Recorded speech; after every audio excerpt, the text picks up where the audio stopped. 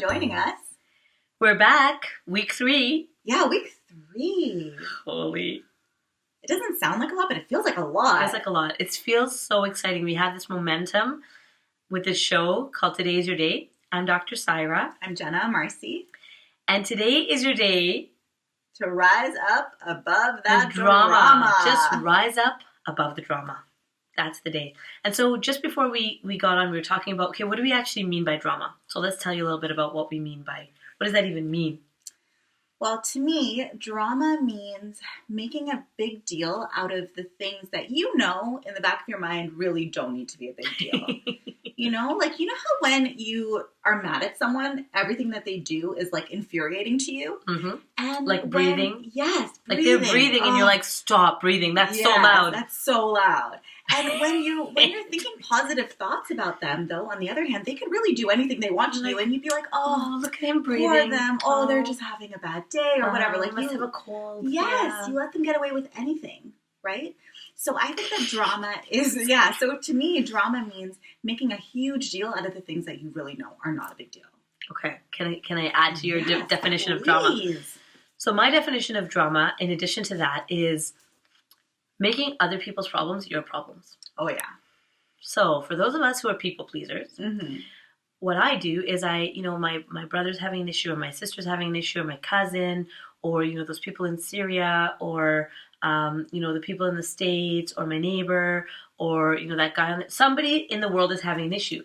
And I just take that on and I'm like, oh my gosh, this world is such a harsh place. And look at all these people who are suffering and struggling. And it's like, my life is pretty good, but their lives are bad, and it's like I imbibe their drama to feed something in me, to make it. It's almost like it makes it okay for me to have a good life because I can still have compassion for people who are not having it. So let me unpack that. So when I grew up, my life was dramatic, right? So single parent family, really poor, trying our best to get by, whatever, blah blah drama, but my mom was really good at making us feel like everything was fine, mm-hmm. right? So she was really good at smoothing things over and making everything fine. And so even though there's a lot of potential drama, generally life was fine. And somewhere along the line that changed. Somewhere along the line, I started really feeling like that pinch, right? Of I think Will Smith talked about it on one of his interviews where he said, growing up in the hood, we were determined not to stay there. We were determined to rise out of that. Mm-hmm. And so somewhere in my past, I got that determination of okay, I don't want to raise children who go through what I went through. I want a different kind of future for my family. Mm-hmm. And so it's there was this struggle and there's this push and there's a little bit of drama to fight against that life that I had. And then I got out of it. But a part of my mind was still stuck there. Right? Still stuck in life is hard, life is difficult, you have to fight for everything you have, the neighborhood is not safe, all of these belief systems. Mm-hmm. And it's not the truth, but it's it got locked down in my brain and all of a sudden that's what I believed. And when you go through that kind of experience, no matter what age you are when you're going through that experience, whenever you're brought back to that experience, you act emotionally as if you're still that age. Right? Yes, totally. So all of a sudden you're 4 or 12. And you're behaving like a 12-year-old, right? Because it's the stressors and that's what happens, right? Even in relationships where people are under stress and all of a sudden they're acting like a 3-year-old, mm-hmm. right? Yeah. Or a 15-year-old, I'm not talking, I don't really care what he has to say. Have you ever done that? I'm kidding. Don't talk to all of us about this. I do it all the time. I'm a total 15-year-old in our relationship. Right. Just when I'm upset. And then when you get past that drama and you realize that it's not that big of a deal, suddenly you're 30 again and you're mature. So I guess how we would define drama is that kind of youthful, young kind of whirlwind, right? Mm-hmm. There's this whirlwind either. Because when you're a little kid, generally, unless you've been through something traumatic, it's pretty peaceful, right? Mm-hmm. You remember those lovely sunny days playing in the field with the other kids. Mm-hmm. Or we all have those sweet memories of our childhood at some point. Then there might have been some difficult moments, but the drama that we're talking about is that whirlwind of adolescence where everything's happening and everything's intense and everything's too much and everyone hates you. Everyone hates you and you're worried about how you look and you're worried about what people say and you're worried about what that's the drama that we're talking about. So I guess what we're really saying is to rise above that teenage self. And and on this thread, be a grown up. Yeah, and if you have someone in your life that you notice is like this, and where, when they get into emotional situations, they act like much younger than they actually are. What I've learned through just like therapy and like giving therapy is that you need to approach them as if they are that age emotionally. Match them. Yeah, and attach with them and be there for them as if they are that age, because that is one way that they'll be able to move past that. They need But someone to connect it's not like with saying them. like, well, you're acting like a 13-year-old right now, so I'm going to talk to you like, no, not condescending. No, not don't do that. No, but just love them as if you would, like as if it was your kid that was like going through a tough time, and you're like, oh, like I'm so sorry that you're going through this. I totally understand. And to really be there for people, right? Because remember when you were a teenager, what you needed was somebody to just be there for you and listen to you and let you kind of get through the crazy. And sometimes, even now, sometimes I know I'm behaving completely irrationally, and like there's always that little part of you that's like, wait a minute, why are you acting this way, right? And so there's the part of us that knows that, okay, you're being a little bit, this is a bit too much drama, right? It can happen in the littlest things, right? So I told Jenna this story about how I went into the shoe store, and this woman was like looking at me like, oh, you can't afford those shoes, and why are you in the store, and blah, blah. And then Jenna reminded me, she's like, but remember, you were going through something a little bit earlier that might have made you assume the lady was thinking something. And that's so true, right? So when we're feeling bad, it's like the world becomes this dark place. And when you're feeling good, the world is like sunshine and butterflies. Yeah. And so we can't control other people, but we can control our inner responses. And that will really help us to rising above the drama, to kind of get to check in and be like, okay, well, what's happening inside of me? Okay, I'm in a bad space. Okay, no wonder things are feeling hard right now. You're so right, too, when you say that when you're feeling all that drama and that emotion, the world really becomes like your enemy. Like it's like everywhere you go, there's someone that's against you. There's someone that wants to hurt you.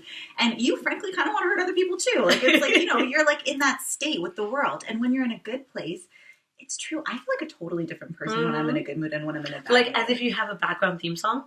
Yes. Right? Like you're like walking and like, yeah, life is good, and your song is playing and everything. And when you're bad, it's like, wah, wah, wah, rain, rain. Yes. Oh, we should have theme songs that we should post some theme songs for people. That would be hilarious. Like, just play this when you're in a bad mood. Yeah. And play this when you're feeling good. And the thing is, I think sometimes when you're in a bad mood, you do things to make you in a worse mood. And to bring other people down with you. Oh my gosh. Yeah. So when we're talking about rising above the drama, though, that means rising above your own drama and other people. So when you notice that someone around you is constantly under that rain cloud of self-pity and self-doubt and anger, it's really important to be able to say to yourself, okay, how is this affecting me? And how am I able to be there for this person, but at the same time really be there for myself? Like protect myself from their... And not ingest their drama, right? And make their drama into your own. Like, okay, they're going through a hard time. Yeah. Can you be supportive? Can you be loving? Can you be a friend without making it your problem and like letting it pull you down? Because jumping down, into the raging waters is not going to help that person. You actually have to throw them a rope. And sometimes they will do things to almost like hurt you to try to bring you back to where they are, right? Like, who are your friends, Jenna? Well, oh my gosh, people in your life that like they're not like physically trying to hurt you, but they're like projecting their own stuff on you. So like, oh, you're this way, and they're saying it because they're really this way, right? So they're saying it because you have something that they don't have, right? So what happens, I think, this often happens in family systems where, I'm growing and I'm changing and life is getting really good for me, and the people around me are looking at this and thinking, well, I want that. Why don't I get to have that? Why do you get to have that? I want to have what you have. And there becomes almost this envy that happens, right? Where it's like, I want what they have. And so they can do one of two things. Either they can like get really curious about what you're doing and ask you and sit down with a coffee and be like, what are you doing, Jenna, to make your life so great? Most people don't do that.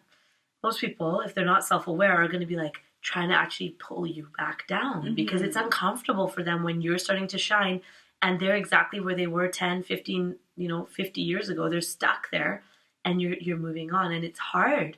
It's especially hard, I think, in families because we love those people and we don't want to leave them behind, but somebody's got to be the leader to move everybody forward.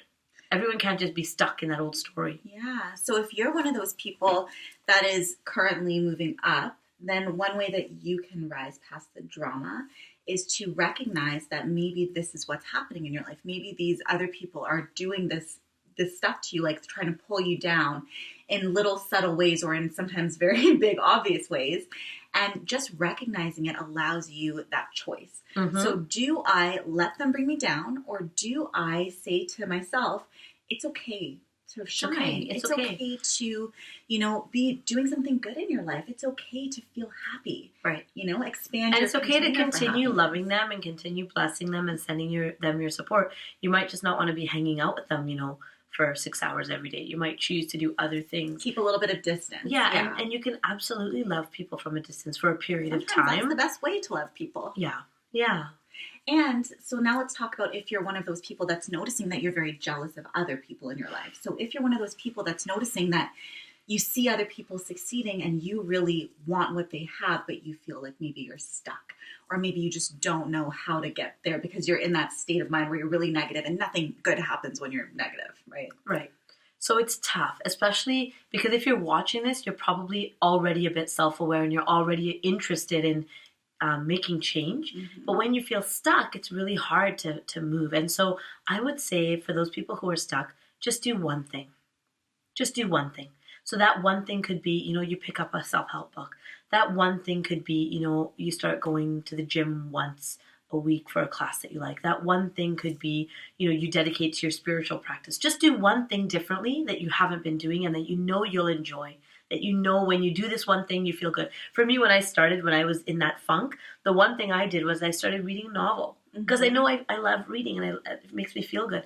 And so I just put aside, one evening a week where I didn't put on the TV and I went to bed early and I got in bed and I read my novel. And that's how it started about 6 or 7 years ago.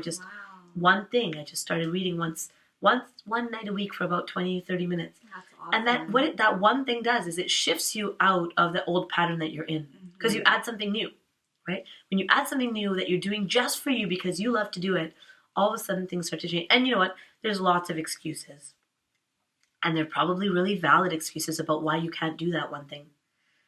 But you could either have an excuse or you could have a life. Like, that's your choice. Yeah, right? That's so true. And so when you're doing that one thing to make you feel better and, that's going to give you a lot of hope. It's going to motivate you because when you start with just one simple action, it motivates you to take another simple action and another and another. And then your whole vibration changes, your whole energy changes, your whole outlook changes. And you start attracting different things into your life. You start attracting different people and different opportunities into your life when you start making little but meaningful changes. And another thing that I was thinking along the same thread, but it's slightly different, is that when you're feeling that jealousy, like it's that other people have what I don't have, instead of lashing out against yourself and against them and creating that barrier that really disconnects you, what you can do is you can actually align yourself with them.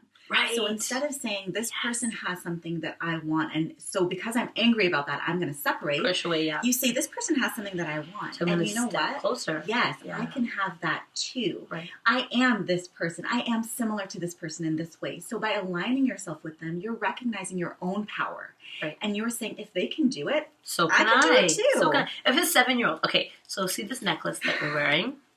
This is my birthday necklace that I got from my 7-year-old. And it's made from a 3D printer. A 3D printer. He 3D printed me a gift for my birthday. I don't know how to do that. I have no idea. I didn't even know his school had a 3D printer, but they do. And here it is. And so what he did was he saw some other kid make something and he said, oh, interesting. And he kept watching and he kept watching. He's been watching for a few months. But one of the rules that they have at the school is that you can only make something that's useful. You can't just make things just for the sake of it because then that's more stuff in the landfill, right? So he watched and he watched. And then when he had a reason, he applied the skills, right? And so what I learned from him is about patience. And we were talking about that earlier, right? Is that sometimes to have actual change in your life, you need to be in it for the long game. It's not going to happen in a week. It's not going to happen sometimes in a month or even a year.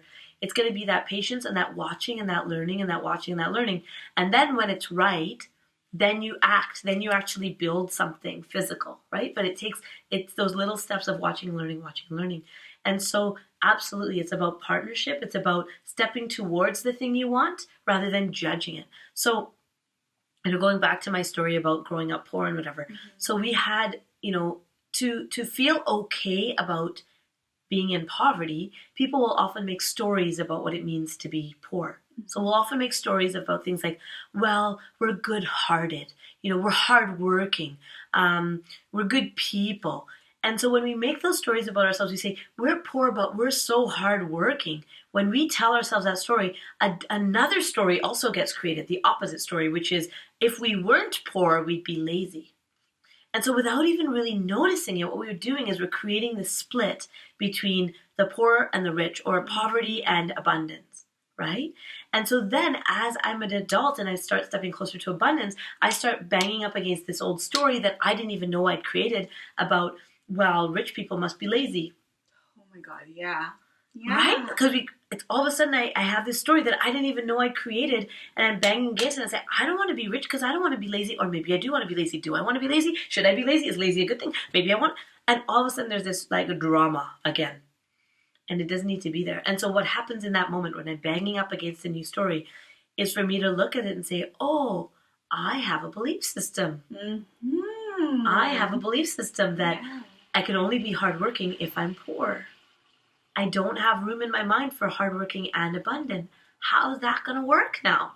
And just recognizing that you have that belief system. I mean, holy crap, that's like the biggest hurdle to get over, right? It's just recognizing that this is my belief. And a great way of recognizing it's your belief, Jena, is to notice what you're judging.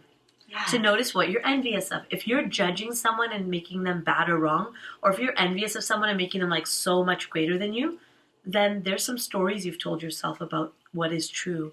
And that's a great indicator to say, oh, okay, now I get it. I'm judging this person for being whatever it is. What are some of the judgments you have about people?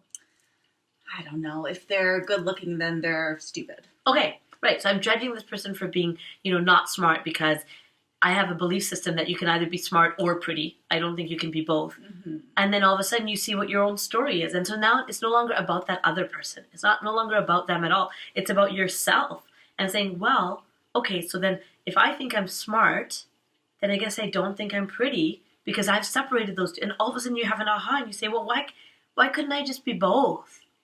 Why does it have to be one or the other? Yeah, why can't I focus on my looks and my intellect? And that's how we create drama, because we make enemies. We say, well, that person out there, they're a problem, or they have a problem, and so therefore I can't interact. And all of a sudden, instead of seeing the people around us as potential allies. So then what we can do to rise above that drama is really to change our narrative, to change our story. Just change the story. So once you recognize that this is the story that I have, this is what I've been telling myself my whole life. Maybe something happened when you were younger and you're telling yourself that it means something about you now, right? It means something about who you are. If someone betrayed you as a young child, you might think, well, I'm not the type of person that people want to be friends with. Mm-hmm. So maybe you avoid those relationships, right, when you're an adult. Mm-hmm. And so going back and thinking, okay, this person may have betrayed me, but that was more about her than it was about me. And this is what I learned from it. This is the positive that I took from it. It shaped me into who I am. And now I know that as an adult, I really value friendship. And I think that there's something to be said for friendship. And you know what? I'm good enough to try again. And I'm going to try. And I'm not just going to try, but I'm going to make myself the good friend that I know that I can be. Right? One of the things I've noticed with my clients, so often clients will come, I've had quite a few clients lately, and they're struggling in their relationships, right? Mm-hmm. Their intimate partnerships. And what I usually do is I actually take a few minutes and I put that partnership aside and I ask them questions about their friendships. Because how you do something is often how you do everything. And so in their friendships, if they feel like it's unequal, mm-hmm. where they're giving more, the friend is giving more, they're being taken advantage of, or there's not an equal kind of flow between the two friends, they're usually replicating that in their intimate relationships too. Mm-hmm. Right? Because as children, we learn first from our relationships with our parents and our relationships with our peers. That's how we learn about intimacy and closeness. Mm-hmm.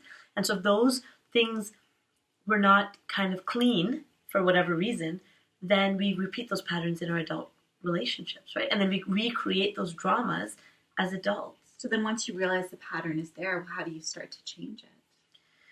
Well, there's professional, you can get professional intervention, mm-hmm. go see a therapist, right? That's mm-hmm. one way. You can do there's other techniques, like you can do journaling, and one of the great techniques you were talking about earlier, Jena, is to actually see how that situation, tell a new story about that situation. So tell a story in a different way. Yeah.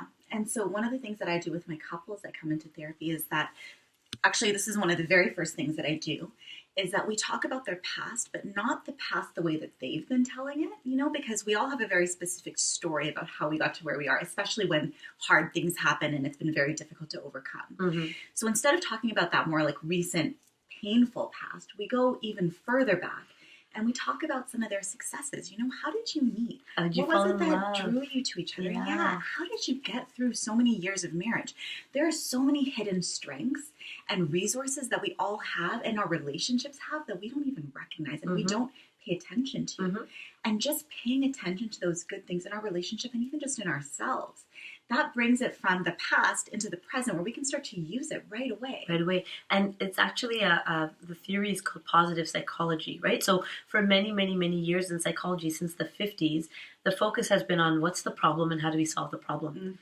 And when you look at positive psychology, what they're doing is they're saying, well, what are your strengths? What are you actually really successful in? And where are you shining? And what if we just boost up your strengths and pay attention to your strengths? Yeah. Right? The flaws will kind of correct themselves if you're feeling good about yourself. But if you're just focused on problems, well, that's where all your energy and attention is going. So what do you think you're going to notice? The next problem and the next problem and the next problem. Yeah. So this is a great strategy or approach to actually look at what's working well, what has worked well for you, where are you strong, and build on that. There's a great book actually called Strengths Finders 2.0. Have you heard about this book? It's fantastic. So it's a tiny little book. It's like $30 or something. You can get it at Amazon Chapters or whatever. And it's a test. So in the book, in the back of the book, there's a code. And you put the code in to their website. And then you take this online test, which is basically it's questions. So you'll have an A or B, A or B, A or B. I like to spend time with people. I like to go on walks in nature. Whatever. 2 options. And then you have to pick the one that's closest to you. And then at the end, it generates this report. And it gives you your top 5 strengths.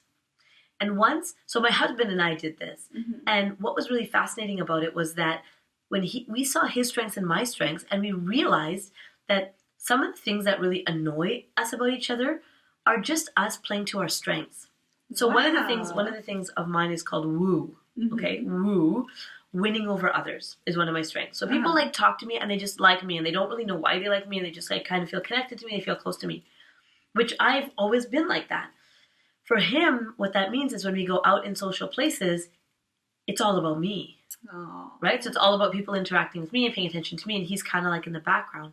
And so when he got that was just one of my strengths, and it's not personal. It's not that I'm trying to leave him out or he's not important. It's just that that's my personality.